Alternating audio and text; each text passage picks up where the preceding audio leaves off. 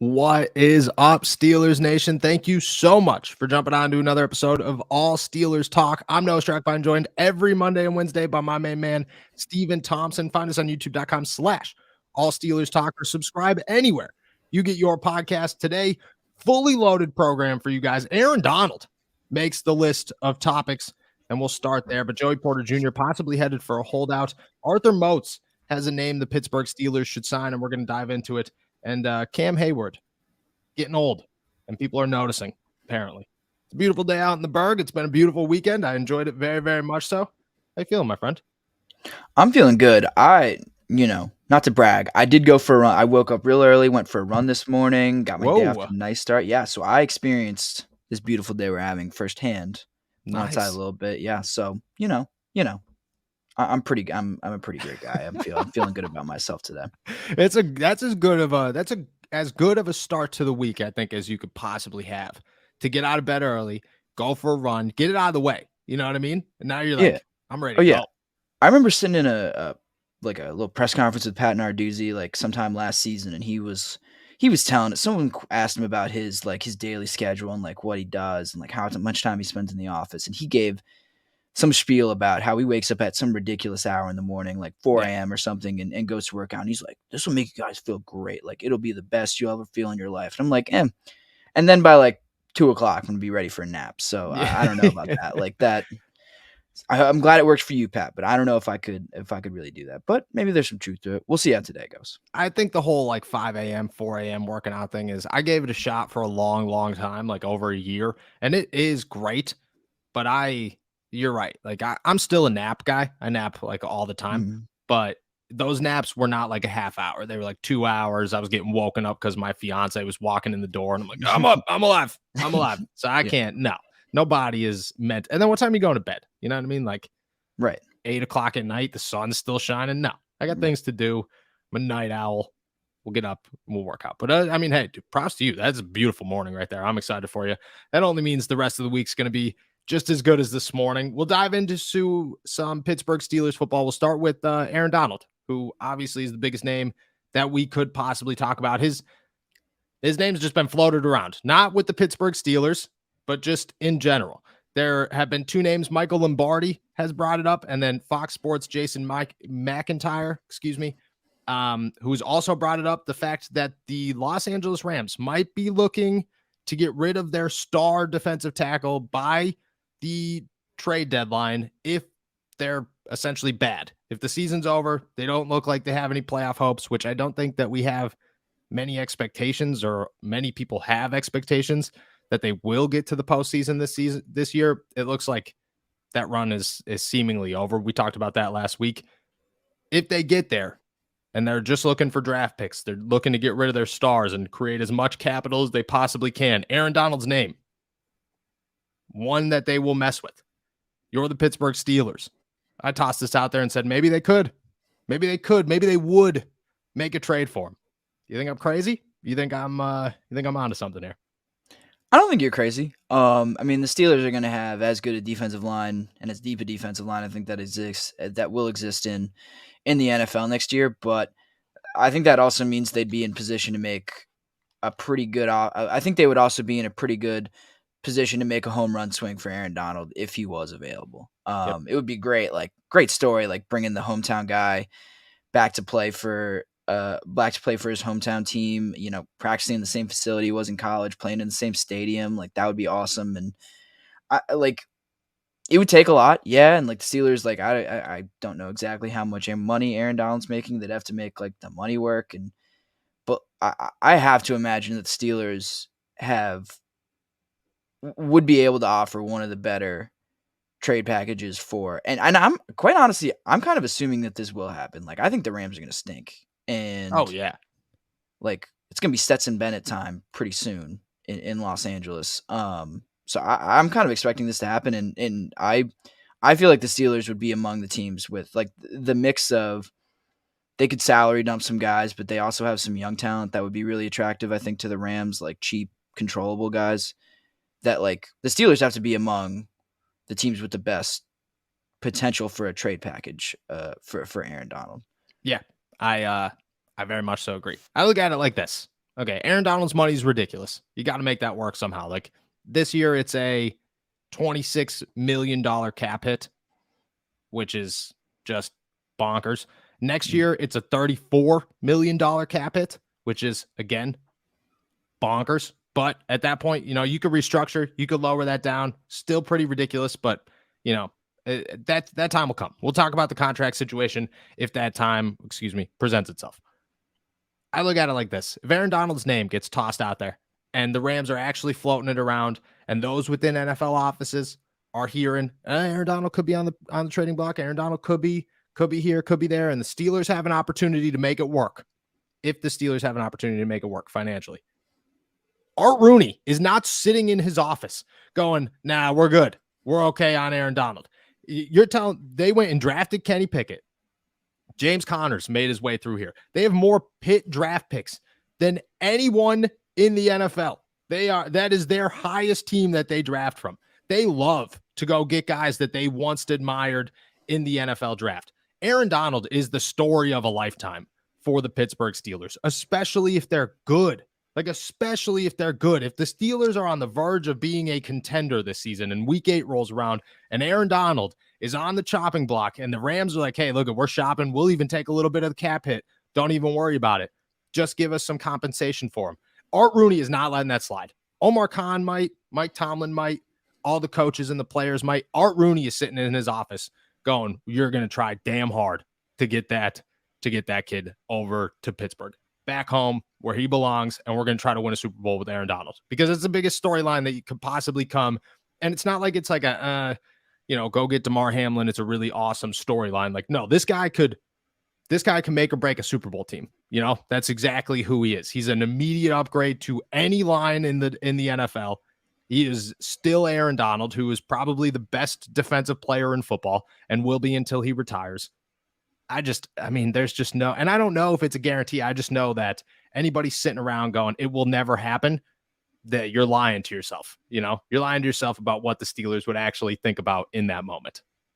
Yeah. If Aaron Donald's on the market and you are remotely a competitor, like for the playoffs or for anything bigger than that, yeah, you have to do your due diligence. You have to do your homework on this. And I don't know. You put Aaron Donald on the Steelers right now. I don't know. You can't really predict who they would lose in a trade like that. But I don't know. Would anyone score against them? Would That's anyone? What I'm saying. No quarterback would have any time. You Nope. got a pretty decent second. No one would be able to run the ball. I don't know. I don't think that would be easily the best defense in the NFL automatically. You put Aaron Donald at the nose tackle because Aaron Donald could play nose. You can play him anywhere, but you start him at the nose so that you have linebacker. Cam. Yeah, you could put him at linebacker. He'd be just fine. Mm-hmm. You put him at the nose. You let him just absolutely dominate centers for the first 2 snaps of a drive, and then either Larry O or Cam Heyward gets off the field, and then boom, Aaron Donald's playing defensive end or defensive tackle, and he's a menace there too. It is. You have the deepest, scariest defensive line in football from that moment on, especially if you could somehow retain Alex Highsmith in this situation. And it's no questions asked. That would be the scariest Steelers defensive line that we have seen since the James Harrison, Lamar Woodley, Brett Kiesel, Aaron Smith days, where it was just big Casey Hampton in the middle, man, and things. We haven't seen that since. And that would be there is no way that the Steelers would just ignore that situation. Will a deal definitely get done? I don't know about that one. I think that comes down to what are the Rams asking for, because chances are it's more than 1 first-round pick and probably a player. But there's very little chance Omar Khan doesn't make that phone call and make it a couple of times. It's not like we'll think about it real quick. It's okay, let's talk. Let's see if we could find some common ground to work with here, because it's Aaron Donald, especially if it's good. It would be unbelievable. Right. And honestly, I could care less about a couple of first round picks. Literally, this is Aaron Donald, man. I do not care. Cause that, I don't know. You'd be a Super Bowl, maybe not a favorite. You got to see how the offense works out and see if that actually, materializes. But yeah, if the Steelers are even, I don't know, what week is the trade deadline? Do you know? 8. Week 8. So if the Steelers are 5-3, you put Aaron Donald on their defense, like I have a hard time saying that's not like a Super Bowl favorite. I mean, maybe Kansas City is still, or Cincinnati, but like even then, I don't know. I would take a Steelers defense with Aaron Donald than this current iteration of their offense against anyone in the league. Yeah, that's what like if you're not nobody is sitting around. And if you are, like if that's your game plan is to beat the Kansas City Chiefs by trying to score more touchdowns than them, you're going to lose. Right. Like nobody's like, you know what, we just have to have a better offense than the Kansas City Chiefs. Well, that's impossible. That can't, that's just not going to happen. Yeah. What you could do is make it a living nightmare for Patrick Mahomes for 4 quarters and do everything in your power to make it as difficult as humanly possible for him to score touchdowns. Because if you could limit the Kansas City Chiefs offense, if you could limit Joe Burrow in that offense or shut down Lamar Jackson or Josh Allen, you got a very good shot at pulling off something against any of these teams. The Steelers should not be trying to win through their offense this season. They should be trying to win through their defense. And if that's the case, there is not a better name out there. You can't name. There is not one person. I would say this. I actually do. I do think there is one person. I think that one person is Fred Warner. I think that would be the only other player that if I could add one player to the Steelers defense, that's who it would be. Fred Warner, because that's their biggest hole. He's the only, like legitimate superstar inside linebacker in the NFL left. I'd put him. Outside of that, Aaron Donald. There's no bigger name that the Pittsburgh Steelers could add to make this defense as terrorizing as possible. And they build through their defensive line. That's how they've always won. That's how they've won Super Bowls in the past. That's the Steelers game plan. So could it happen? Yes, very much so. Very much so, yes. And anybody we're going to get a lot of people who would be like, no, they will never, their money and this and that and so on and so forth. Agreed 100% that there are a lot of things to figure out in that situation. But I know the Pittsburgh Steelers well enough to know that, yes, Aaron Donald would certainly be on a list of people that they would call about a trade for if they knew it was a possibility. And if that possibility arises, there will be phone calls made. So we'll talk about that when the time comes.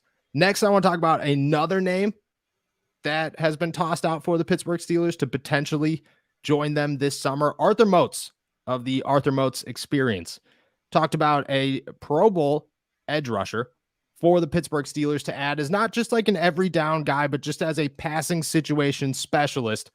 Yannick Ngakoue, former Indianapolis Colts, I believe last year. Yeah. Raider. Jaguars, I'm pretty sure. Jaguars. I think he was drafted by the Jaguars way back in the day. He's only 28 years old. He's still a free agent. He's coming off of, I want to say, back-to-back 8.5 sack season. He's got 19.5 sacks since 2021. And he has never fallen short of an 8-sack season in his entire career. So clearly able to rush the passer. Now, Moats makes it very clear, quote, when you bring in a Yannick who's a dope pass rusher in his own, but to me, he is still more of a pass rush specialist than a true starter guy. With Yannick, you're going to talk about depth. Almost treat Yannick like a slot corner. I only bring you in when it is an obvious pass situation and I need a fastball. I need a dude who could go out there and win consistently and cook. So it wouldn't be a Marcus Golden. It wouldn't be an every down guy.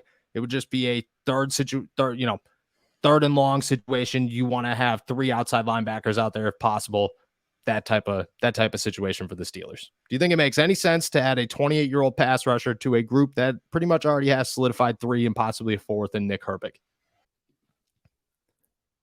Fellas, have you ever wished you were a little bit taller? Maybe you matched on Tinder, but her profile says must be over 6 feet. Maybe your date wants to wear heels, but she can't because it'll make her taller than you. Well, I got the short kings covered with today's sponsor, Kanzuri. Kanzuri makes shoes that make you up to 2.8 inches taller without anyone knowing. Look, girls get heels, makeup bra. Nope. Fellas, have you ever wished you were a little bit taller? Maybe you matched on Tinder, but her profile says must be over 6 foot. Maybe your date wants to wear heels, but she can't because it'll make her taller than you. Well, I got the short kings covered with today's sponsor, Kanzuri. Kanzuri makes shoes that are up to 2.8 inches taller without anyone knowing. Look, girls get heels, makeup, and push-up bras. Why can't men get a boost in confidence too? We're all the same height lying down anyways, if you know what I mean.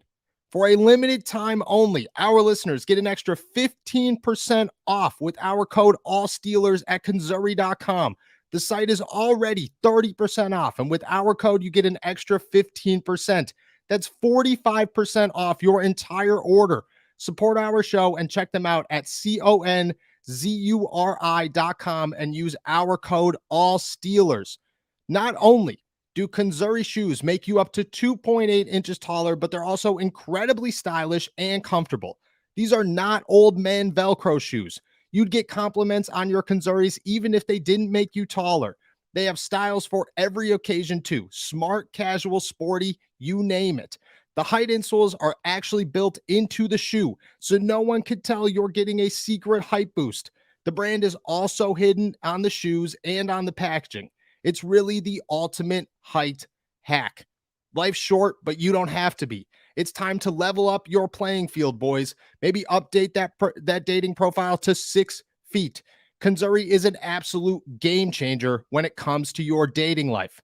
On top of 30% off the site, our listeners get an exclusive 15% off discount at Kanzuri.com with our code ALLSteelers. That's a total of 45% off your order. Use our code ALLSteelers at Kanzuri.com. Go to CONZURI.com with our code ALLSteelers. When I get high, I put on a pair of Kanzuris.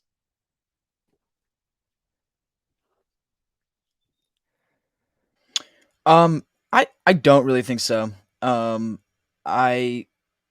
If they could sign him for way under what I'm sure his market value is going to be, yeah, great. But I'm not going to pay upwards of. I mean, he made $13 million last year. I don't know if he's still unsigned. He's probably not going to command much more than 10, if 10, I would imagine, on whatever new deal he gets. But I'm not paying upwards of $8 million for a pass rush specialist, especially when, like you said, they've got 3, possibly 4 outside linebackers set for the coming year. Like, I feel really comfortable with that group, and I don't know why you would need to add depth for that much money. Because the other thing is, why would Ngakoue sign with the Steelers for less than his market value? Like, he might think they're a winner, but there are plenty of winners, I feel like, who will pay him even more than that.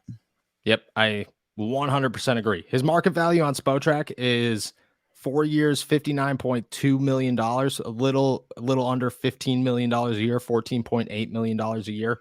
That is way out of the price range of like, that's a number that the Steelers are going to consider paying Alex Highsmith. That's what they're looking at right now. I could see if he was, an older veteran and he was over the age of 30 and you were signing him to $3 to $5 million to come in here and be a fourth and, just have like a really elite group. I could see that one, but overall to like bring in a 28-year-old who doesn't see a very long-term future with the Pittsburgh Steelers. The Steelers probably don't see a long-term future with him. That doesn't make a lot of sense. He doesn't get a really good opportunity to kind of showcase himself and earn a bigger contract. Last year, he's coming off a pretty good season. It's just very hard to say that this guy should go out and, just take any contract that's handed to him, and the Steelers would even consider going out and making a deal for somebody, because chances are if you go out and you offer Ngakoue, $5 million or even $8 million for 1 year and say, come play for the Pittsburgh Steelers, he's going to be a little upset at that offer. He's going to be like, that's a little disrespectful for what I've done and who I am and the player that I could still be out on a field. I just don't think it would work out. On top of that, like, I think Moats' thing was like, he's still on the market, so there's got to be a reason at some point your value is going to drop that whole I don't think that's the case. I think there's still some very big name edge rushers on the market. You can make a lot of things work.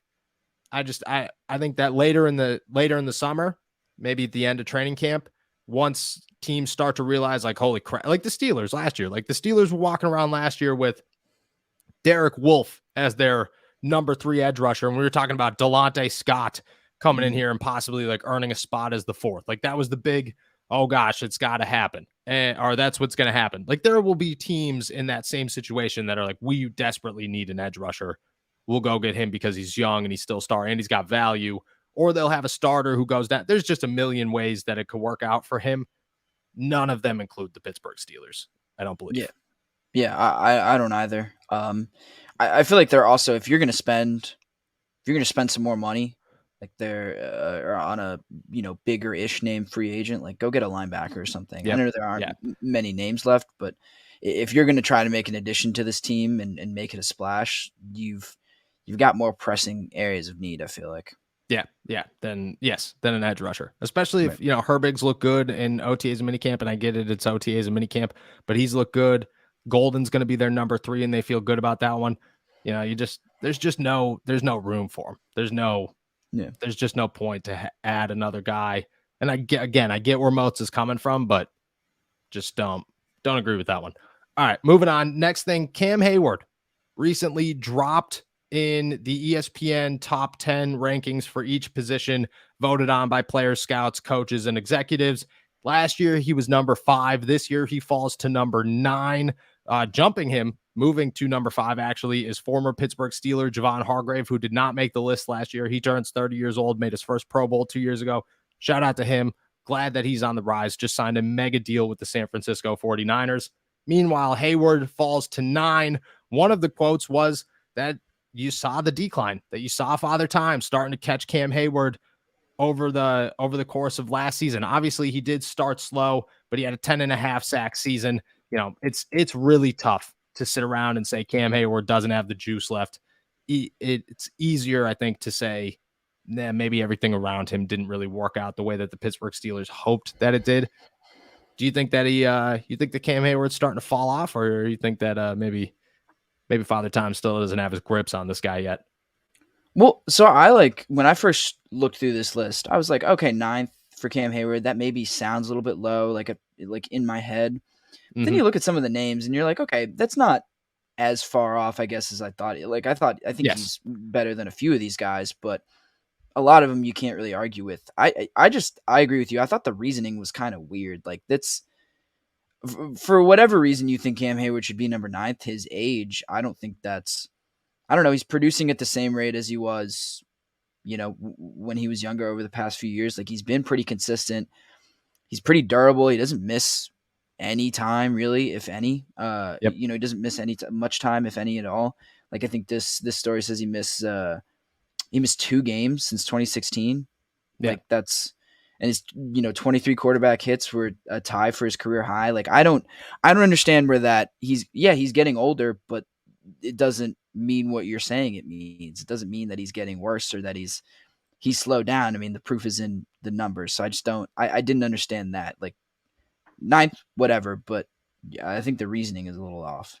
Yeah, I agree. And you look at the name and I agree with you, like Aaron Donald, Chris Jones, Jeffrey Simmons, Quinnen Williams, Javon Hargrave, I think is maybe the iffy one there, but I like Javon Hargrave. I'll appreciate his play, so I'm cool with him sitting at 5. Dexter Lawrence, DeForest Buckner, Darren Payne, and then Cam Heyward. Like I feel like that list is not bad, but again, the reasoning behind it is exactly what you said. There is a pretty significant difference between getting old and getting worse.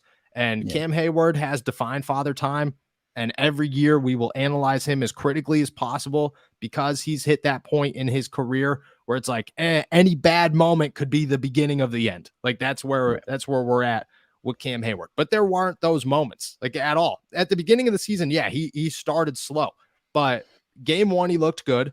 TJ goes down. The entire defense, the entire team as a whole looks awful.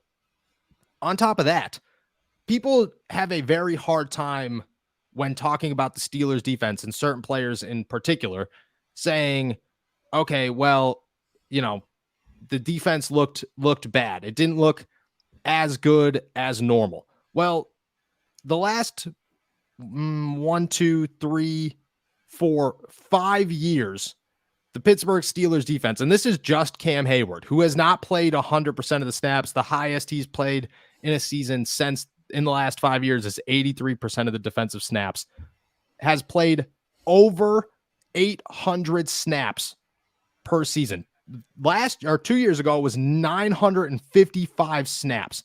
So the wear and tear and the exhaustion on these guys' bodies is real. Like the Steelers offense has been so bad that every week is a talking point of, do you think it's going to help when the offense is on the field longer? Do you think it's going to help when the running game's working and the Steelers, you know, Kenny Pickett could hold on to the ball and, you know, you're not running back and forth onto the field every 4 plays? Like, do you think that helps you play better? And every single week that's being brought up. So I think, yes, like, did Cam Heyward look like it was his best season last year? No. Did he look like he was the same monster that he's been for the last 10 years by the end of the season? Yes. Does the offense hurt him significantly and never get talked about? Also very much so, yes. Yeah. Yeah, I completely agree with all of those points. And I don't know, I get it. Everyone wants to be the first to be like, oh, yeah, we saw this moment where Cam Heyward looked old, where he looked like he had actually lost a step. But like, until you actually see it, until you actually have some evidence that it is his age that is the sole, you know, sole reason why he's slowed down at any point. I don't know. You can't like say and I also thought the quote was really vague. It was like, we thought he's starting to decline last year, which is to be expected given his age. You can think that, but I'm just not. I don't think that's true. Like I don't think you watch Cam Heyward on a weekly basis and think he looks slower by the eye test, and the numbers like back it up to a certain extent. And I just also think, for all those reasons you listed, the reason the way the Steelers got better this year, like both sides, offense, defense got a little deeper.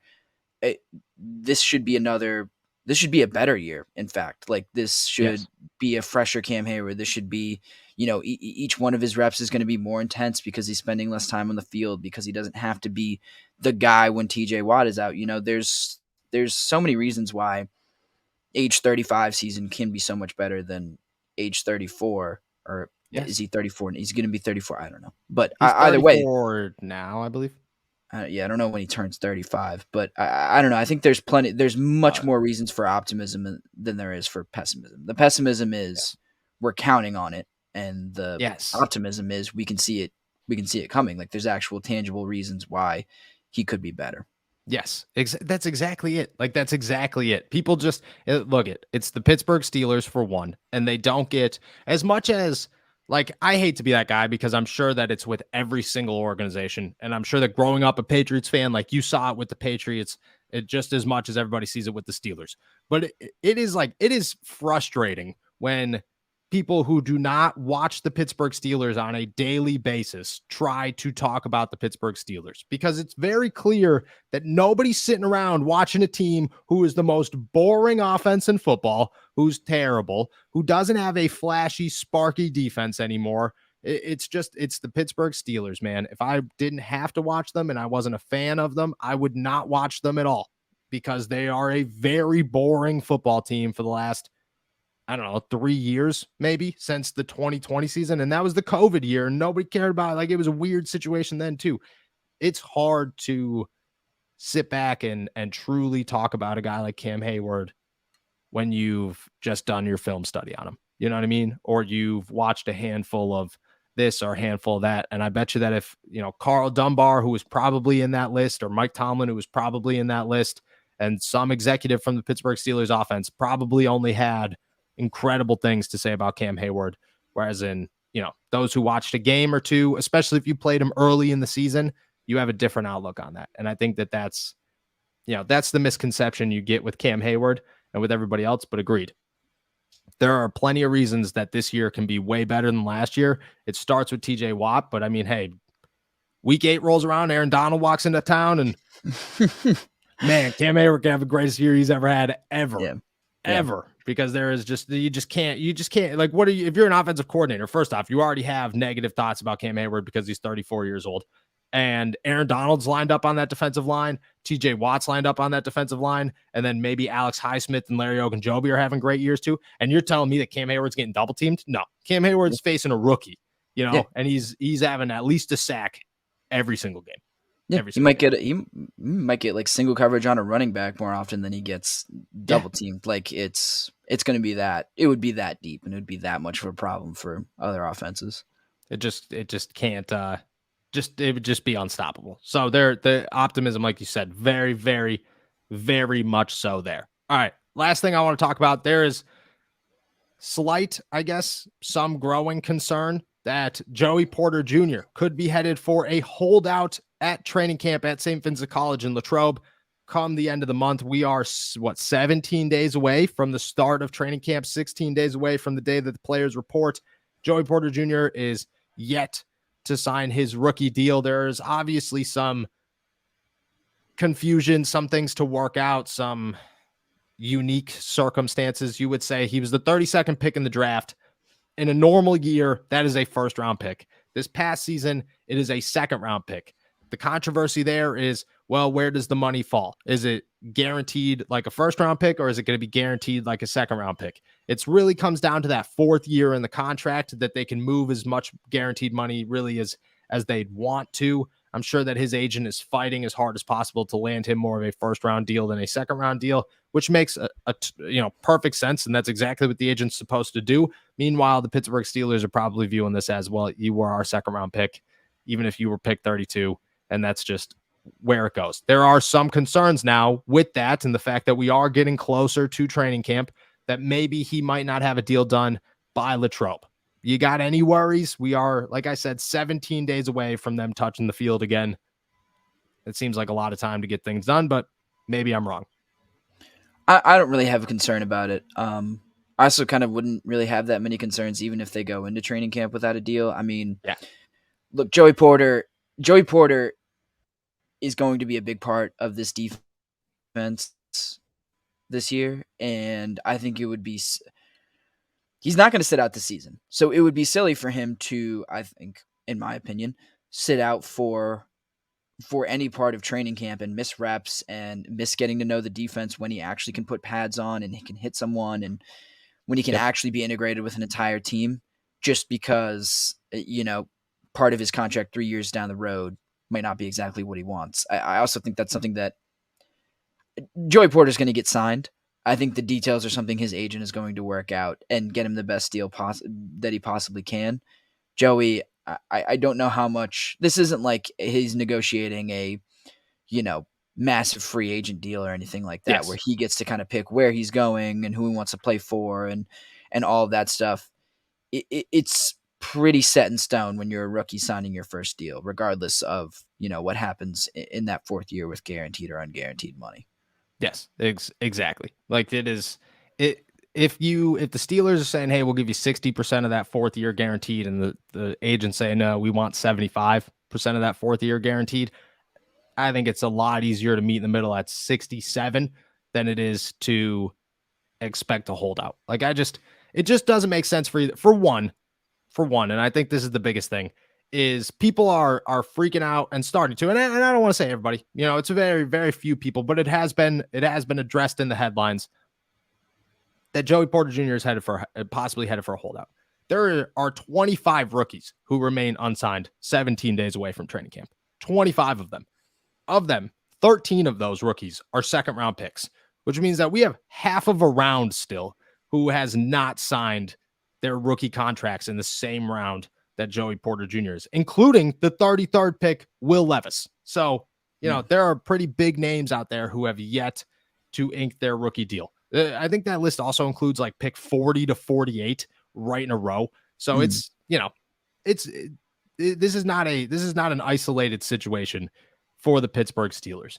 What could get done in 17 days is unthinkable in the NFL. Like they could do a million things in the NFL in 17 days. Joey Porter Jr. lives about 4 minutes away from UPMC Rooney Sports Complex. So if he needs to sign a deal, he could show up, say what's good to the security guard, eat some lunch, head up to Art Rooney's office, sign that deal, shake his hand, go work out, and come home all within like 2 hours if he really, really wanted to. It is not a big deal for him to go ink that contract at any moment.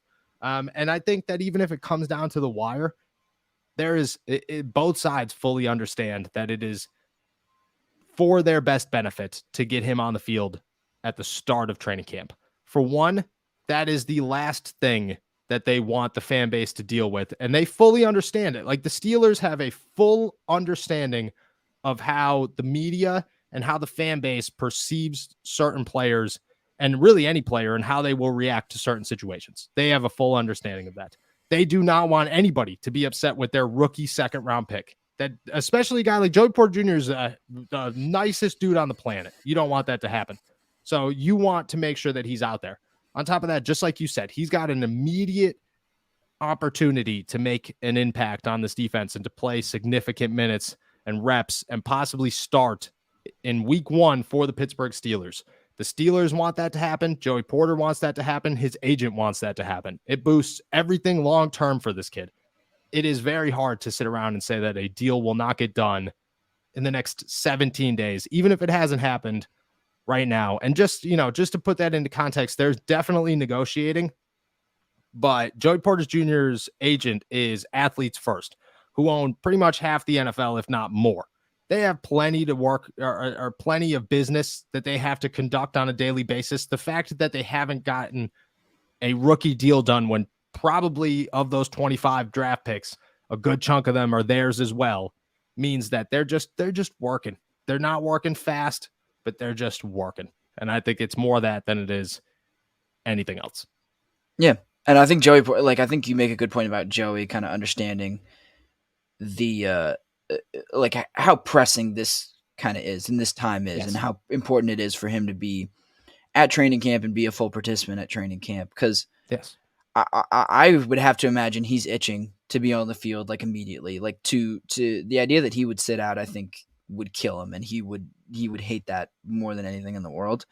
So I'm not worried at all. I think there's plenty of reasons why he still hasn't signed.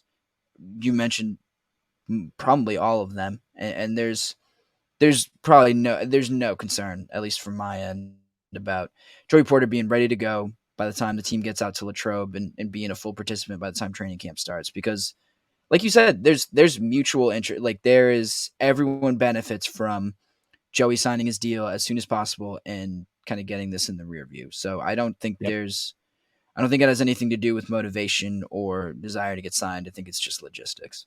No, it's exactly logistics. At no point in this is an Alex Highsmith situation of, well, I'm worthy of this much. You haven't played an NFL snap, dude. Okay. Right. You haven't played one single NFL snap. Nobody has any idea what you're worth.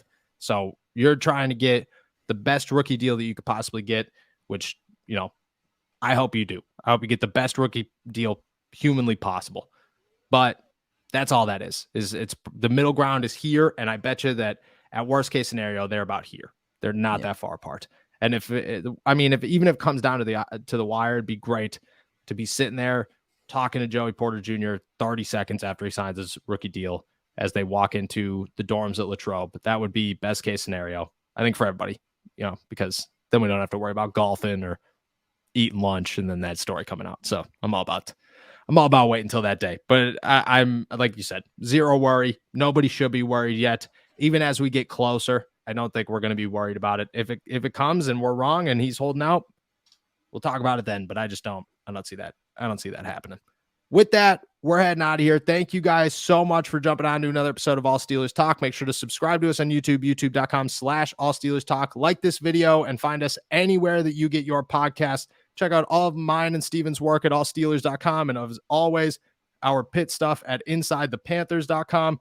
We will be back on Wednesday. Enjoy a beautiful start to the week in the Berg. Peace.